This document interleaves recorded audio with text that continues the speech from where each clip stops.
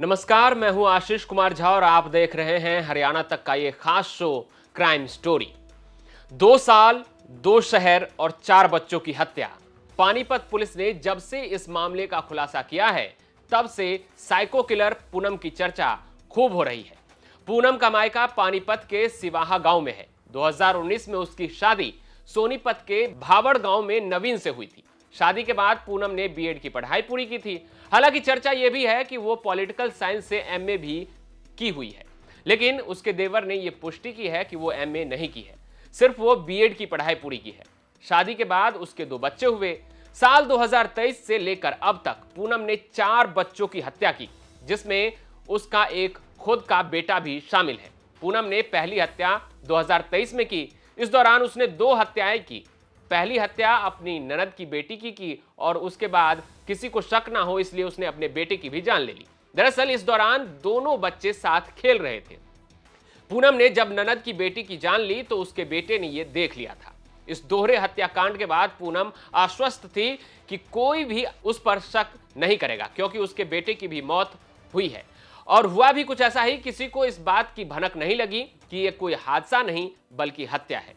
समय बीता और 2025 के अगस्त महीने में पूनम ने एक और बच्ची की जान ली। इस बार उसका शिकार बनी उसके भाई की बेटी। प्लान के तहत पूनम ने बच्ची को कहा कि रात में तुम मेरे पास सोना और अपने मम्मी पापा से कहना कि आज तुम बुआ के साथ सोओगी।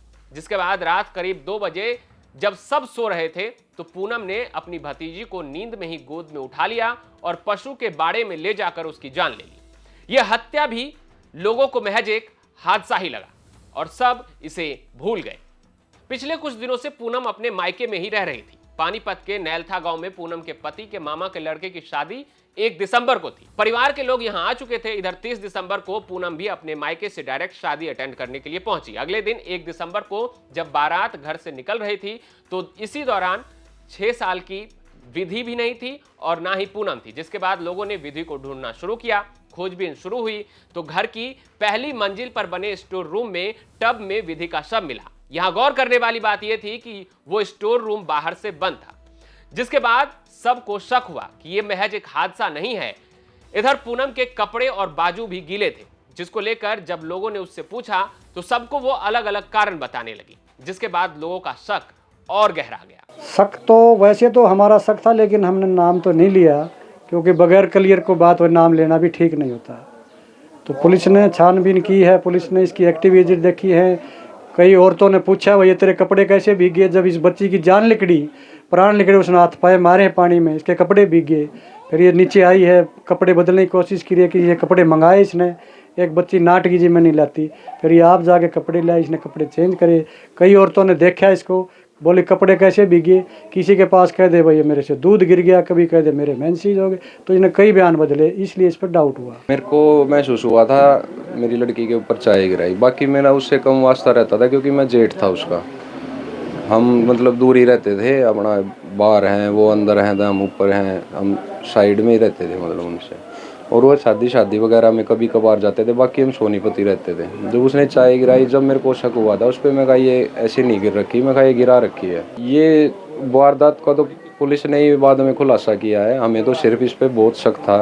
उनको पुलिस वालों ने पूछा, हमने बता दिया कि जी ये इसी पे शक है हमें, क्योंकि इसने शिवा गाँव में, मैंने सारी बता दी उनको। क्या क्या बताया था आपने पुलिस को? मैंने ये बताया था कि जैसे शिवा गाँव में भी अभी 2-3 महीने पहले एक लड़की इसके पास सो रही थी, वो भी पानी की होद्दी में मिली है। हमारे गांव में 2 बच्चे, मेरी बहन की वो गुड़िया थी और ये भाई का लड़का था नवीन का, वो भी वहाँ होद्दी में पानी में, सबका पानी का कनेक्शन था। मेरी लड़की जो डूब गई ना, उस पर फिर मेरे को और शक हो गया। मैं कहा हमारे घर में तीनों वारदात में ये मौजूद है और वही सस्पेक्ट हो सकती है।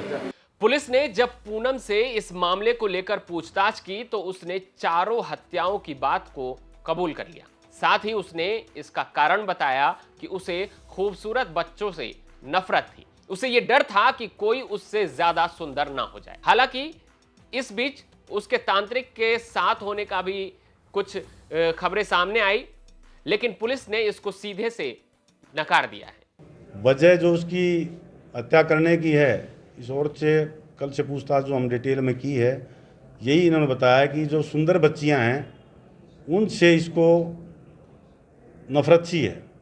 इन्हें पहले और भी कई खुलासे हुए हैं, इसने और भी 3 बच्चों की हत्या की हुई है पीछे। कुछ तो 2 तो सोनीपत में ही, जहाँ भावड़ में जहाँ ब्याह हुई है, जहाँ इसकी शादीशुदा है ये, वहाँ भी 2 बच्चों की इसने 2023 में 2 बच्चों की पानी के हौद में यूँ डुबो के मार दिया था। लेकिन उस पर कोई FIR दर्ज नहीं है। उसमें भी हम यहाँ से जो डिटेल्ड एक रिपोर्ट है कंसर्न जिले को भेजेंगे, उसमें जो भी लीगल कार्रवाई बनेगी वो वहाँ करवाएंगे। इसी तरह जिस गांव की ये है, शिवा गांव की जो लड़की है ये, वहाँ बावड़ में शादीशुदा है, यहाँ भी इसने पीछे इसी साल अगस्त में 3 महीने पहले एक और बच्ची की ऐसे ही पानी में डुबो के हत्या कर दी थी। तो डिटेल्ड इन्वेस्टिगेशन और इंटरोगेशन में यही पता लगा कि जो सुंदर बच्चियां थी उन्हीं को टारगेट कर रही थी और अपने परिवार में ही जहां मौका मिलता था ये हत्या कर देती थी। यही पता लगा अभी तक। बाकी जो ये शिवा गांव में भी जो 19 अगस्त को जो हत्या की थी उसकी भी हम कंप्लेंट ले रहे हैं और उसमें भी कार्रवाई करेंगे। ऐसा क्यों करती थी सर ये बच्चे को, जैसे ये नौलथावाड़ी में तो बच्चे को जब बारात चली गई खिलाने के बहाने से ऊपर ले गई कमरे में और टब में पानी लेके भर के वहीं डुबो के मार दिया। जो इससे अब तक पूछा है इन्हें यही बताया कि ये साइको जो है किलर टाइप है, उस टाइप की लेडी है। इसकी जो विचार है, सोच है, वो इस तरह की है कि ये जो सुंदर बच्चियां हैं उनसे पता नहीं क्यों नफरत करती है, इसकी ये सोच है। हत्या को लेकर पूनम के खुलासे के बाद हमारे संवाददाता पवन राठी ने पूनम के पति नवीन से बात की है, जिसमें उन्होंने बताया कि बेटे की मौत के बाद पूनम का चंडीगढ़ में ट्रीटमेंट करवाया। नवीन को यह डर था कि बेटे की मौत से पूनम कहीं डिप्रेशन में ना चली गई हो। सुनिए ये पूरा बातचीत। आरोपी पूनम के पति नवीन हमारे साथ है। नवीन, कब शादी हुई थी आपकी और कितने बच्चे आपके? सर हमारी शादी 2019 में हुई है।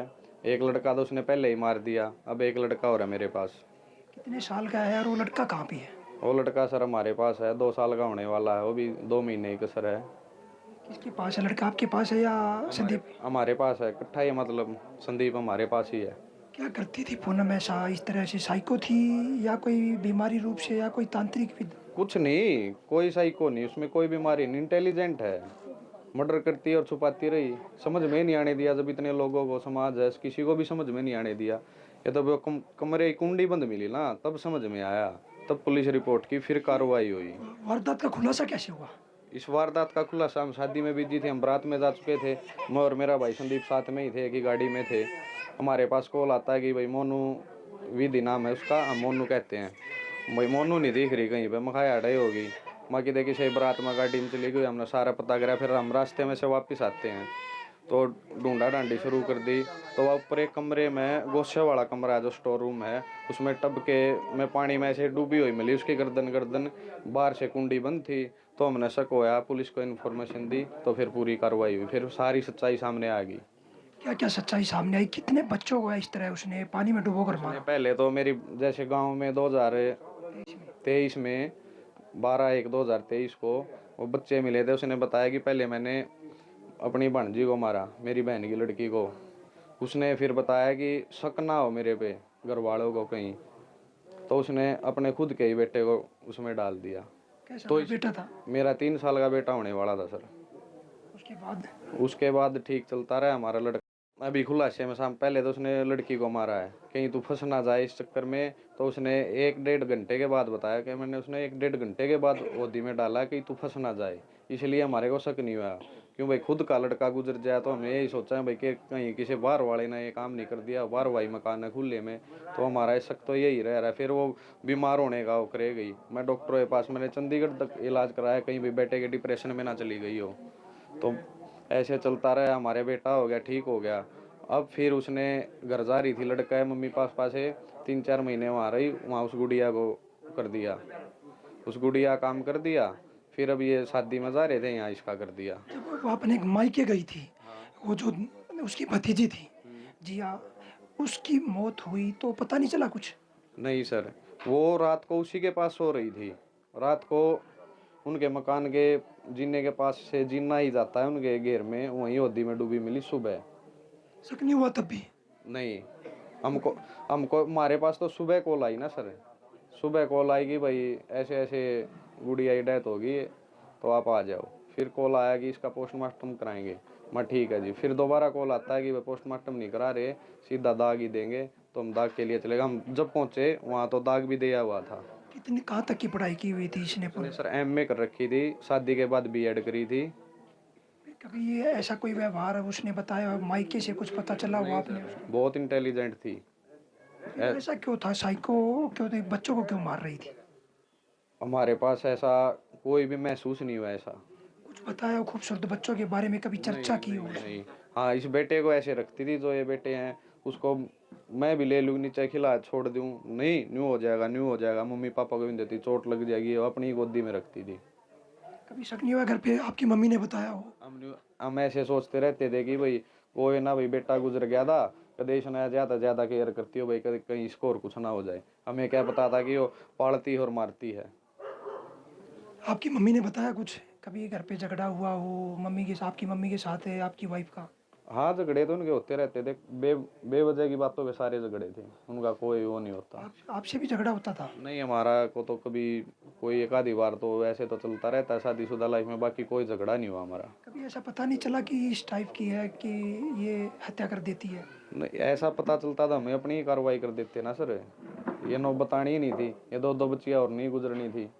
वो तो जो पहले हो लिया वो तो हो लिया। अगर अब भी खुलासा नहीं होता तो और भी डर और भी मारो, ये तो अपने को ही मारती है। हमारे पास, मेरे भाई संदीप के पास एक लड़का रह गया, मेरे पास भी इनको भी मार दे, उसका क्या है? उसने तो जब उसका तो काम ही है बच्चों को मारना। तो उसके मायके वाले आज जो 13वीं की है बच्ची की, उसमें आए आज? नहीं आए, नहीं वो दाग पे आए, नहीं 13वीं पे आए। बातचीत हुई हो कुछ उनसे? नहीं, उनका ना कॉल आया ना कोई मैसेज आया। कभी घर पे ऐसा कुछ पता नहीं चला? नहीं, वो तो सर उनके पास थी शादी से पहले, तो उन्हें पता होगा ना भाई हमारी लड़की ऐसी है। किसी तांत्रिक के संपर्क में कहीं गई हो नहीं, कभी? हमारे पास आने के पास नहीं, हम किसी तांत्रिक के पास जाते नहीं, कोई संपर्क है इस चीज़ का। अब पुलिस से क्या बातचीत हुई आप लोगों की? हमारी पुलिस से बातचीत हुई है कि हमने तो ये बोला कि भाई कड़ी से कड़ी कार्रवाई, कड़ी से कड़ी सजा मिलनी चाहिए। आप देख रहे थे क्राइम स्टोरी के अगले भाग में हम फिर किसी खबर के साथ लौटेंगे। तब तक हरियाणा से जुड़ी तमाम खबर देखते रहे हरियाणा तक पर।